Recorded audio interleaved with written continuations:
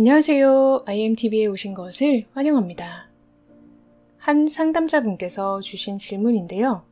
이 상담자분은 자신에게 과거에 일어났던 좋은 일과 나쁜 일에 대해서 말씀하시면서 그 일이 자신에게 왜 일어났는지 알고 싶다고 하셨습니다. 그리고 본인은 그 원인을 알아내기 위해서 무슨 명상을 하고 있는데 아무리 해도 모르겠다고 하시면서 저에게 혹시 그 이유를 아는지 아니면 어떻게 알 수 있는지 물어보셨습니다. 그리고 현재는 일도 쉬면서 계속 그 원인을 찾는데 몰두하고 있다고 하셨습니다. 우리는 어떤 고난이나 어려움을 겪으면 그 원인을 알아내려고 합니다. 억울한 일을 겪거나 갑작스러운 불행이 닥치면 대체 내가 무슨 잘못을 해서 이런 일이 일어날까 생각하게 되죠. 우리는 왜 고난을 겪는 걸까요?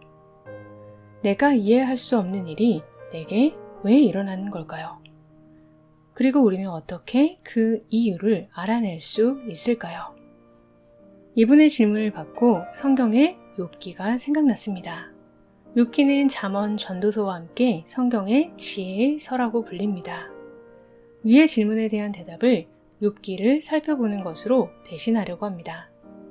보통 욥기에 대해서 고대의 욥이라는 의로운 사람이 있었는데 사탄이 그를 고난에 빠뜨려서 모든 것을 빼앗았지만 욥은 하나님을 끝까지 원망하지 않고 믿음을 지켜서 전보다 2배로 축복을 받았다라는 성경의 옛날 이야기 속 인물 정도로 알고 있는 경우가 많습니다. 물론 전체적인 맥락에서 맞는 말이지만 욥기를 자세히 보면 그것이 훨씬 더 심오한 본질에 관한 내용을 다루고 있다는 것을 알 수 있습니다. 그래서 오늘은 욥기에 대해서 좀 더 깊이 있게 살펴보려고 합니다.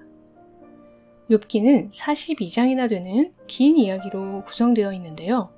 주로 욥과 그 친구들의 열띤 논쟁, 그리고 그에 대한 하나님의 직접적인 말씀으로 이루어져 있습니다. 먼저 이야기는 천상에서 시작됩니다. 하루는 천상에서 회의가 열립니다. 영화 신과 함께 한 장면처럼 말이죠. 그 자리에는 사탄도 참석했는데 하나님께서 사탄에게 네가 어디서 왔느냐라고 물으십니다. 사탄은 땅을 두루 돌아 여기저기 다녀왔나이다 라고 대답합니다. 그때 하나님께서 갑자기 욥을 자랑하기 시작합니다. 네가 내 종 욥을 보았느냐? 그와 같이 온전하고 정직하여 하나님을 경외하며 악에서 떠난 자는 세상에 없느니라 하시면서요. 이에 사탄이 지지 않고 반박합니다. 그거야 하나님께서 욥에게 그의 집과 모든 소유물을 넘치도록 주셨기 때문 아니겠습니까? 그의 모든 소유물이 사라지면 주를 욕할 것입니다. 그래서 하나님과 사탄 사이에 일종의 거래가 이루어집니다. 하나님께서는 욥의 몸에는 손대지 않는다는 조건으로 사탄에게 그의 소유물을 마음대로 할 수 있는 권한을 주십니다. 사탄의 계략으로 욥은 그의 모든 소유와 자녀들까지 하루아침에 잃게 됩니다. 하지만 그는 주시니도 여호와시요 거두시니도 여호와시다 라고 하면서 하나님을 원망하지 않습니다. 사탄이 진 것이죠. 그리고 두 번째 천상회의가 열립니다. 하나님께서 사탄에게 봐라, 욥이 고난을 당해도 온전함을 굳게 지키지 않았느냐 하시면서 사탄을 나무라십니다. 사탄은 그것은 아직 그의 몸이 멀쩡하기 때문이라고 하면서 다시 도발합니다. 하나님께서 이번에는 욥의 생명은 해하지 말라는 조건으로 그의 몸도 사탄에게 허락하십니다. 그러자 욥은 발바닥에서 정수리까지 종기가 나서 그릇 조각으로 몸을 긁고 살갗이 골마 터지고 구더기가 생기는 지경까지 이릅니다. 그의 아내는 욥에게 하나님을 욕하고 죽어버리라고 저주하기까지 합니다. 이번에도 욥은 입술로 범죄하지 않았다고 성경은 이야기하고 있습니다. 여기까지가 욥기 전체 42장 중에서 첫 1장과 2장의 내용입니다. 다음 3장부터 37장까지는 욥과 욥을 찾아온 그의 세 친구들과의 논쟁을 소개하고 있습니다. 욥과 친구들의 논쟁 속에서 우리는 사람들이 생각하는 고난과 하나님의 정의로움에 대한 인식을 살펴볼 수 있습니다. 긴 논쟁을 간단히 정리해보면 욥을 포함한 세 친구는 하나님은 정의로우신 분이며 세상은 그의 정의로 다스려진다 라는 것을 진리로 믿고 있습니다. 그리고 그 정의는 선한 행동을 하면 보상과 축복이 주어지고 악행과 범죄를 저지르면 재앙과 벌을 받는다는 것입니다. 위의 논리에 따라 욥의 친구들은 욥이 고난을 받는 것은 틀림없이 욥이 죄를 저질렀기 때문이라고 결론을 내립니다. 욥은 자신의 결백을 주장하지만 친구들은 믿지 않습니다. 천상회의에서 있었던 일을 알고 있는 우리는 욥의 말이 맞다는 것을 알고 있죠. 하지만 욥의 친구들은 욥에게 하나님의 판단은 실수가 없다면서 욥이 죄를 저지른 게 아니라면 욥의 자녀들이 죄를 지은 것이 분명하다고 하면서 욥은 그 죄값을 받는 것이라고 주장하기까지 합니다. 욥은 자신의 결백함을 주장하면서도 자신은 죄를 짓지 않았는데 왜 이런 고난이 오는지 알 수 없다면서 자신이 하나님께 반역한 일이 있거나 죄를 지은 것이 있다면 보여달라고 애원합니다. 욥은 몸의 고통에 더해서 친구들의 모욕과 정죄로 더 큰 괴로움에 빠지게 됩니다. 하나님은 욥과 친구들이 긴 논쟁을 하는 중에 계속해서 침묵하십니다. 욥은 끝내 차라리 태어나지 않았더라면 좋았을 텐데 제발 당신이 왜 나를 치시는지 이유라도 알려주십시오 라고 하나님께 울부짖게 됩니다. 이때 하나님께서 직접 등장하십니다. 그리고 사실은 당신께서 사탄과 내기를 했다고 설명해 주는 것이 아니라 무지한 말을 하는 자가 누구냐 라고 욥을 호통하시면서 묻는 것에 대답하라고 하십니다. 제일 처음 하신 말씀이 욥에게 무지하다고 하신 것입니다. 그리고 다음과 같이 질문하십니다. 온문 형식으로 이루어져 있어 문장이 시적인데요. 무식한 말로 나의 뜻을 어둡게 하는 자가 누구냐? 너는 허리띠를 동여매고 대장부처럼 일어나서 묻는 말에 대답하라. 내가 땅에 기초를 세울 때 너는 도대체 어디에 있었느냐? 네가 그렇게 많이 알거든 대답하라.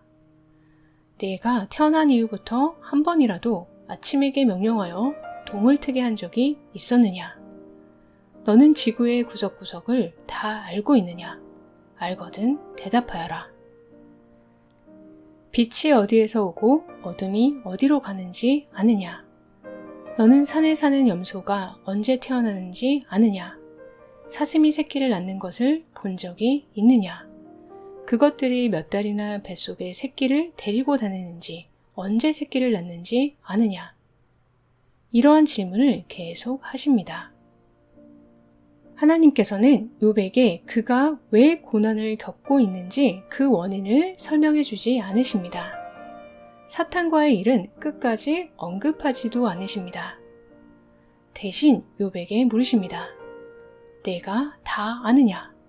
내가 우주의 광대한 원리와 작용을 이해할 수 있느냐? 그리고 너에게 그것을 운영할 수 있는 능력이 있느냐라고요. 왜 그렇게 말씀하셨을까요? 욥과 친구들의 논쟁 속에는 다음과 같은 논리가 깔려 있습니다. 그들은 하나님은 정의로우시다라고 합니다. 그리고 그 정의는 선한 행위를 하면 복을 받고 악한 행위를 하면 벌을 받는다는 것입니다. 세상은 모두 이 원리에 의해서 운영되며 따라서 욥이 고난을 겪는 것도 이 원리에 따라 그가 죄를 지었기 때문이라고 단정짓습니다.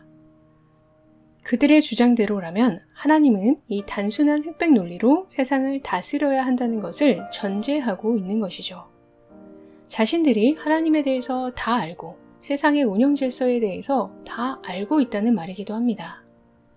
하나님께서는 이러한 논리를 부숨으로써 해결책을 제시하십니다. 내가 나를 다 아느냐? 내가 우주의 모든 것을 다 아느냐? 내가 하나님처럼 전능하냐? 모든 것을 운행할 수 있느냐고 물으십니다. 그제야 욥이 대답합니다. 정말 저는 알지도 못하면서 말하였고 깨닫지 못하는 일들을 아는 채 하였습니다. 저는 정말 무가치한 사람입니다. 제가 무슨 대답을 하겠습니까? 단지 입을 가릴 뿐입니다. 욥은 자신의 무지와 한계를 깨닫고 하나님의 전지와 전능함 앞에 무릎을 꿇습니다. 욥은 여전히 자신이 고난받은 이유를 알지 못하지만 그것을 받아들입니다. 욥은 자신이 하나님의 지혜와 뜻을 다 알 수 없다는 사실을 깨닫게 된 것입니다. 그리고 예전엔 주님에 대하여 귀로 듣기만 했는데 이제 저는 주를 눈으로 직접 보았습니다 라고 고백하며 회개합니다. 눈으로 직접 보았다는 것은 확실히 알게 되었다, 명확하게 되었다, 신뢰하게 되었다 라는 뜻입니다. 하나님은 욥을 고난에서 건지시고 이전보다 배로 축복해 주셨지만 만약 욥에게 다시 고난이 찾아온다면 그때 욥은 이전과는 분명 다르게 반응할 것입니다. 욥은 이제 좋은 일이 생기거나 나쁜 일이 생기거나 하나님을 신뢰할 수 있는 사람이 된 것입니다. 이것이 하나님이 욥에게 직접 알려주신 고난을 극복하는 방법입니다. 하나님은 욥과 그 친구들에게 고난은 말이야 이러이러한 논리로 발생하는 거야 라고 하시거나 사실은 사탄이 와서 너를 시험하겠다고 해서 내가 허락해 주었어 라고 설명하지 않으십니다. 욥이 궁금해했던 고난은 왜 생기는가에 대한 대답을 주신 것이 아니라 고난을 겪을 때 어떻게 해야 하는지를 알려주신 것이죠. 고통에서 벗어나는 방법에 대해서 알려주신 것입니다. 그것은 너희는 모른다 라는 것입니다. 단순한 흑백 논리나 인과응보로 우주가 작동하는 것이 아니며 그것이 어떻게 작용하는지는 우리는 다 알 수 없다는 것입니다. 불교 전통에서도 업보라는 말이 있지만 그것이 어떻게 작용하는지 우리는 다 알지 못합니다. 중력의 법칙을 알아낸 뉴턴도 중력이 무엇이고 왜 중력이 생기는지는 알지 못했습니다. 우리는 모른다는 것을 받아들이고 전지전능한 하나님, 우주의 에너지, 참나, 삶을 신뢰하는 것이 고난을 극복하는 방법이라는 말씀입니다. 명상을 하거나 내게 일어난 일을 차분히 떠올리면서 나를 점검하는 것은 좋습니다. 그것을 통해 나에게 일어난 일의 원인에 대해 알게 되기도 합니다. 하지만 모든 것을 우리가 알 수는 없습니다. 그리고 그것을 알아내려고 계속 파헤칠 필요도 없습니다. 모르면 모른다고 하면 됩니다. 내게 이런 일이 왜 일어나는지 저는 모릅니다. 하지만 당신을 온전히 신뢰합니다. 하고 나는 지금 여기서 나의 삶을 살면 됩니다. 내려놓고 내맡길 때 욥처럼 고난을 극복할 수 있습니다. 상담자분께도 그렇게 조언을 드렸습니다. 그것에 대해서 계속 생각하고 알아내려고 집착하지 마시고 모른다고 하시고 지금 현재의 삶으로 돌아오시라고요. 우리는 현존하기 위해서 지금 여기에서 잘 살기 위해서 공부도 하고 명상도 합니다. 과거의 일을 파헤치고 그 원인을 알아내는 것에 너무 치우치게 되면 오히려 그것이 현존을 방해하고 우리를 계속 과거 속에 머무르게 할 수도 있습니다. 그것은 고통에서 벗어나는 방법이 아닙니다. 욥기를 통해 하나님은 우리에게 고난을 극복하는 방법을 알려주고 계십니다. 네가 다 아느냐? 내가 우주의 원리를 다 이해할 수 있느냐? 겸손하고 하나님을 신뢰하라 라고요.